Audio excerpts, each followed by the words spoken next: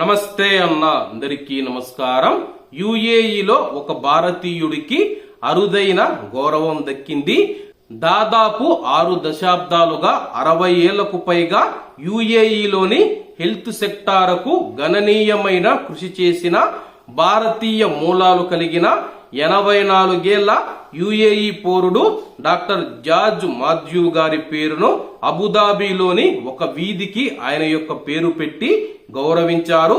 1967వ సంవత్సరంలో 26 ఏళ్ల యువకుడిగా యుఏఈకి వచ్చిన డాక్టర్ మాథ్యూ గారు అబుదాబిలో ఆరోగ్య సంరక్షణ వ్యవస్థను రూపొందించడంలో కీలక పాత్ర పోషించారు. ఆల్ ఐన్ లోని ప్రభుత్వ ఆసుపత్రిలో పనిచేసిన మొదటి వైద్యుడు కూడా ఈయనే కావడం విశేషం.